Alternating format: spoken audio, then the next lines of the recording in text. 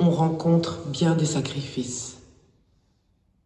C'est si bon, lorsqu'on sent ces petites choses, de regarder le Maître qui, lui aussi, a enduré tout cela, parce qu'il nous a trop aimés, comme dit saint Paul. Alors, on a soif de lui rendre amour pour amour. Au Carmel, on rencontre bien des sacrifices de ce genre, mais ils sont si doux lorsque le cœur est tout pris par l'amour. Je vais vous dire comment je fais lorsqu'il y a une petite fatigue. Je regarde le crucifié, et quand je vois comme lui s'est livré pour moi, il me semble que moi, je ne puis moins faire pour lui que de me dépenser, de m'user pour lui rendre un peu de ce qu'il m'a donné. Fatigue, revers de santé, incompréhension, échec deviennent les grains du chapelet de notre offrande. Parce que notre quotidien est tissé de difficultés de toutes sortes, nous sommes invités à les saisir comme autant d'occasions de dépasser notre peine pour nous fixer dans le pur amour.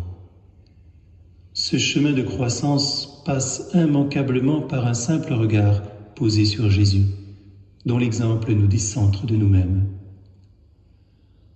En endurant la faiblesse de notre condition humaine, il nous a montré son amour, consacrant du même coup la valeur du sacrifice. Une difficulté, assumée et vécue par amour, en réponse à son trop grand amour, devient un sacrifice de grand prix. Il m'a aimé, il s'est livré pour moi. Galates 2:20.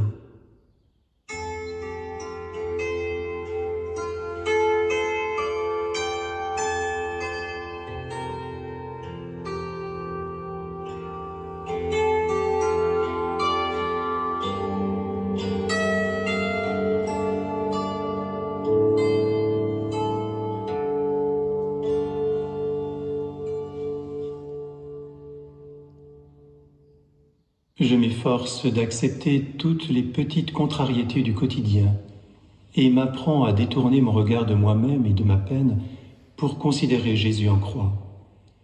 Il m'est alors précieux de me rappeler que ce n'est pas tant l'effort qui est important, mais l'amour qui préside à cet effort. Dieu Tout-Puissant, force de ceux qui espèrent en toi, sois favorable à nos appels.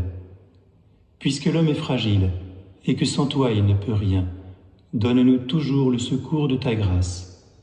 Ainsi nous pourrons, en observant tes commandements, vouloir et agir de manière à répondre à ton amour. Par Jésus le Christ notre Seigneur. Amen.